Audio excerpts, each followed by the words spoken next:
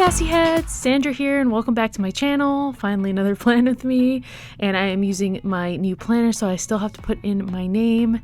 As you guys know, I went to plancation and one of my main planner went missing, so either way I had this one, so you know what? I get to start a new planner, so that's the bright side to that. I had some sticker paper. It's just from Avery L, and I decided to cover the tops of these using some sticker paper. I normally just use regular cardstock, as you guys know, but I thought for fun I would just try using some of the sticker paper because normally I never use it on camera because I can't find it or whatever.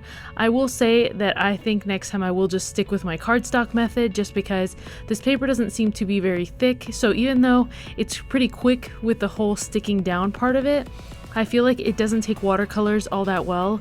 Of course, if you're very light-handed, you could still do watercolors because as you saw, I was able to do it here, but I just feel more comfortable with cardstock because I feel like it can be a little bit more heavy-handed, if that makes sense. While I was doing this, I did have a tissue where I was dabbing off. You don't see me do it every time on camera, but I was doing it, I promise. And then I'm just trying to not let the brush soak up quite as much water because of the fact that I realized that it's kind of not necessarily the best paper for this. And then I'm also cleaning off my desk as I do this because it was getting a little messy. Normally, obviously, if you're doing this at home, using a piece of scratch paper on the back of your papers while doing this is probably the best method so that you don't get ink all over your desk or on the other side of your pages. So, but for the sake of this video, I didn't want to do that. And also I'm using one of my new stamp sets called Beach Babe. It was from my most recent release that I had, and I'm absolutely obsessed with the stamp set. If you guys want to see pictures of my full release, be sure and follow me over on Instagram, or just follow me at TheSassyClub on Facebook. I have a group there as well, so I will link that for you guys in the description box if you want to check me out over there, because I do lots of sneak peeks and things over in the group as well.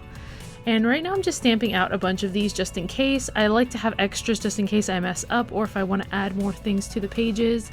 These little clouds are super cute and you don't really have to do much of anything to them unless you want to add like a shadow with gray or Copics or something. But I decided to keep it pretty simple for these, and I just decided to cut them out so I could use them on my header.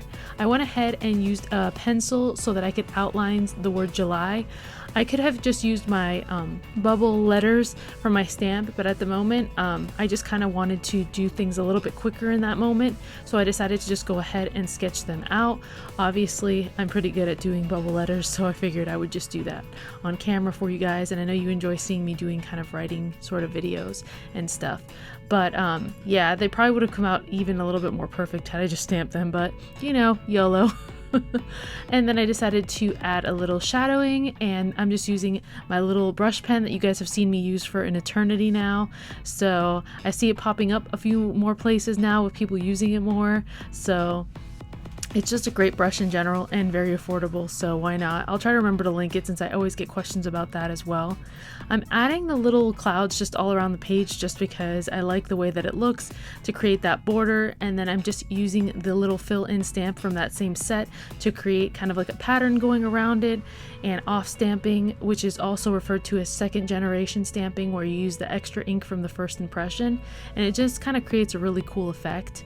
And then I decided I wanted to outline the headers because I thought it would give it like a nice kind of mixed media / clean look. I like the look of adding lines to things like this. I used to do this all the time when I was doing mixed media, so I thought it'd be fun to add that little pop here on these pages as well, so I went ahead and did that, and I really love the way that they look, and I just used my gel pen to do that. And then I pulled out one of my planet stamp sets, and because I knew it had a little car in it because I took a road trip in July to California to go to Disney. It was super fun. I loved it. I haven't been to Disney in like a really long time, so it was just really refreshing. And then I used this little arrow from the planner checklist stamp set that has like a bubble pattern, and then it has the outline, and there's my head. And then I'm just using the pink Sassy unicorn ink for that. And then since I still had the sticker sheet that I had designed for that unicorn kit, which I still do have available in my shop since you guys seem to love unicorns, I decided to add the little castle from that set because it seemed appropriate for the day I was going to be at Disney. and then I decided to write the words road trip underneath it just so that I could like mark the days that it was happening. I usually use like my monthly layout as more of like a fun sort of area. I don't necessarily put everything that I have going on for the whole month ahead of time there. I usually plan my week on the week of. That's kind of the way I plan things. Sometimes I plan a little bit ahead of time, but in general, I don't really work, my mind doesn't work that way, so I just try to have some more fun with this sort of page because I know a lot of people don't use their monthly layout that much. They're kind of like me, unless obviously you have very busy work life, and you do, but it's just fun to kind of just use it for more fun and mixed media sort of stuff. So I'm just coloring all of this stuff in with some watercolors. I know I used Copics a lot, but I just wanted to show you guys that you can work with whatever you have at home. If you have watercolors, it also looks cool to use watercolors. They give a very fun, like, you know, mixed media slash like soft effect to it. And then I'm just writing in the word Disney, and I decided to do that again with my little gel pen. I believe this is from Papermate, and I just thought it would look nice to use two different sort of thicknesses and fonts. I don't know, I've been doing that a lot lately. I did go ahead and watercolor this on sticker paper off camera, and I just basically wanted to see how it would look to kind of just add these little stickers on top of the monthly. Normally, you guys know I go ahead and do my watercoloring directly on the planner, so this was kind of like a fun little new thing to try just to see how it would look. And I did like the look of it, but I don't think I'll be doing this for every single one. Like, I still like doing the direct to planner, but I thought this would be a good option for those of you who are kind of scared and new to watercolors, because then that way you know, if you mess up on the sticker paper, not your planner. So it's kind of like an idea that I had for you guys, because generally for the most part I kind of wing it. Like, if something doesn't look exactly how I'd like it, I still kind of work with it, so it doesn't really bother me. But for those of you that it would bother, this is a great way to get started into watercoloring on your planner. That sticker I just had that was in my stash from an old Mambi book, and then all of these are from one of the newer sets also that I released this month. And basically you get a bunch of these little boxes. It's called Summer Lovin', and you can color them in and match them to whatever layouts you do. So it's a really great set because you can just customize it and use it over and over again, which I love. Like, if I had been doing a purple spread, I could have colored the boxes in purple and kind of just customize them more to fit whatever thing I had going on. So I really love being able to do that. And then my little beach babe over here, I'm calling her Kimmy and we're just coloring her in. And right now I'm just doing the same thing that I did with that other little scene that you saw. And if you follow me on Instagram, you guys probably saw this video clip, because I like to do little sneak peeks of the videos that I have coming up for you guys there. And I'm just coloring her in, careful to not be using too much water, but again, this paper doesn't hold up very well to watercolors, so I would recommend just using regular cardstock and then just, you know, gluing it down like I always do with like my Tombow adhesive, because it glues it down very well. But again, if you can be a little light-handed, this would be great for a beginner. So I'm just going in with a bunch of different colors and just coloring them in and just kind of winging it and going with the colors that I feel like I'm gonna like and what I would wear if I went to the beach. So you know it's got to be pink. And for whatever reason I added just like various layers of different colors of pink and then some purple, and then I just went in and did the sand in like a peachy sort of tone, and then tried to add a few little darker spots so that it would look a little bit more like real sand. And I really loved the way that that turned out. And then I was trying to take it off, and I decided to do that off camera so I didn't rip it, because that would happen to me. And then I added one of the little cloud stickers on top of there too, just to tie in more of those. And I colored this little ice cream cone off camera, and it's from the same set as well, and I really loved that. And the little stack of ice creams, I figured like summer screams ice cream, if that makes sense. So I thought that would look cute, so I thought I would add it, just some more decor, you know. I love adding like random little things to my pages just to look cute. So, and then this was this month's little freebie that I did, but I will be having that on the website for sale as well. And it had a cute little panda that had a sign that said yes, so very me. And I decided to mark it because July is my birthday month. Woo woo to all the summer babies out there. So I thought it would be fun to mark that day. And you guys know that July all month long is Sandrapalooza. So even though it's coming to a close very soon, I've enjoyed it and I can't really complain because I pretty much got to go to Disney as an early birthday thing. So Yeah, I'm a happy girl.